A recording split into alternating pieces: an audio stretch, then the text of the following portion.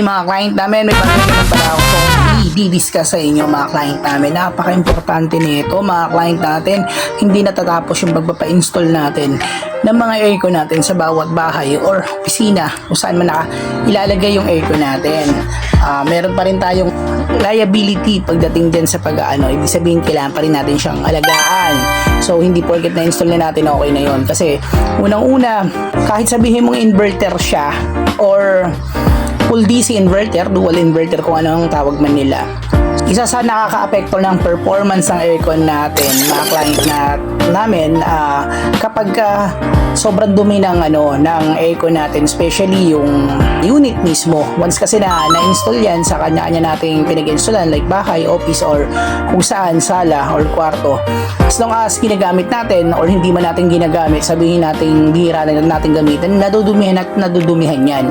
Case to case basis po ang paglilinis niyan. May tendency na pagka-install niyan, possibility na merong chances na madumihan agad. Gaya ng sinasabi ko, case to case basis. For example, nagagawa sa inyo ng construction, so mag-a-absorb ng alikabok o dumi na nanggagaling yan sa labas. So isa sa pinaka advantage para mas mahaba at humaba yung buhay ng aircon natin, ayan yung mga dapat nyong gawin. Kasi kahit sabihin mong inverter siya, isa sa pinaka makapagpapataas ng kuryente, yung sobrang dumi niya, kagaya ng nakikita nyo dyan.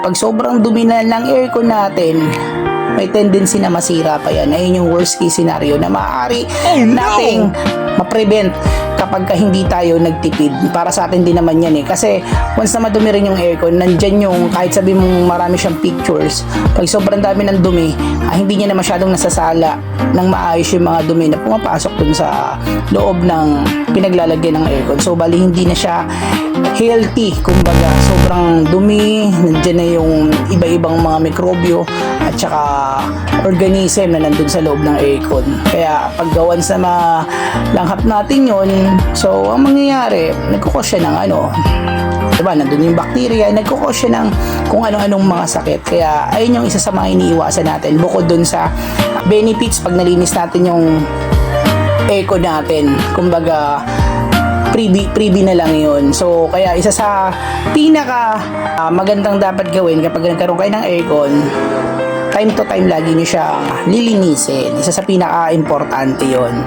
Okay, mga client namin, sana nakatulong tong video na to at sana makonsider nyo to para may follow kami.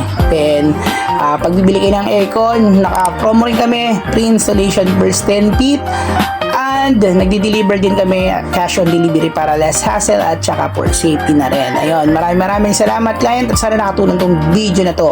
Kung nakatulong to sa inyo, share nyo sa ibang mga kaibigan nyo at mga relatives. Ayun lang, salamat, bye bye.